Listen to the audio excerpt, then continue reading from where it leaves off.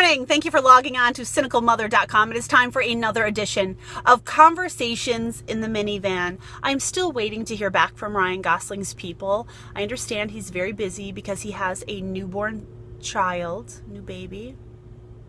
Let's take a moment of silence just to process that. It's the first time I've said that out loud. Okay, I'm okay. Okay, we have two major issues that we have to talk about today. First, this Ebola crisis. Holy hell, okay? I don't know if you heard, but overnight, an NBC News photographer was diagnosed with Ebola. He tested positive. And I love how NBC's like, oh, he's freelance. He's not really our guy. He's just a freelance photographer. But he was working with Dr. Nancy Schneiderman, okay? And she did a phone interview this morning with the Today Show where she assured us that she's okay and the rest of the crew does not have Ebola because they didn't shake hands. I say Dr. Nancy Schneiderman needs to keep her ass in Liberia until we're 100% sure that she's okay. Do not be bringing that stuff back to New York, Nancy, okay? And how did this guy get it?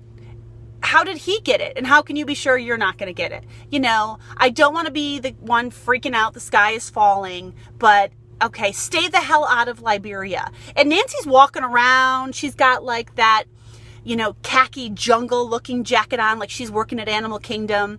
And she's not in it. She should be in a hazmat suit if you're in Liberia, okay? Head to toe hazmat suit. And then you have the guy in Texas who's infected, and they're trying to keep his family in their house, but they tried to get out. Okay, I know there are people who will go to work when they're sick and they'll sneeze all over the place, which is disgusting. Cover your nose. There are people who send their kids to school when they're sick. I actually had a cashier the other day who basically sneezed in her hand and then handed me the money, which is thank you. I can't wait to get that one. But when you have Ebola, keep yourself in your home. I say we board it up and make them stay in there, okay? The other big issue, well, it's not really an issue, but a story that we need to talk about is Teresa Giudice is going to prison.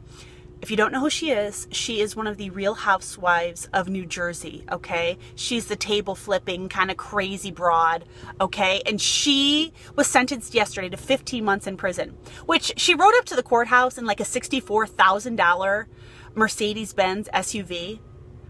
If you're going to prison for fraud and kind of hiding your assets, you may want to show up in a Chevy. You might want to hitch a ride.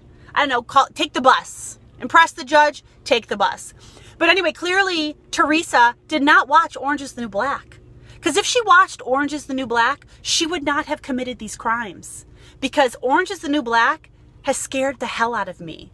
I will never commit a crime. Not that I would have before, but I definitely will not commit a crime now that I've seen that show, because I would not live. I would not survive in jail, and Teresa is not going to. And I almost wish that she could put one of those cameras on her head so we could see everything that goes on. I will say I do feel sorry for her kids. It's sad. She does have like 3 kids, even though a couple of them are real serious brats. But I feel bad for her kids because, you know, mommy's going to the slammer. She's going to the slammer. Anyway, that is it for this edition of Conversations in the Minivan. Please share my blog with your friends. It, you know, makes me feel good to know that someone likes me. After so much rejection, someone likes me.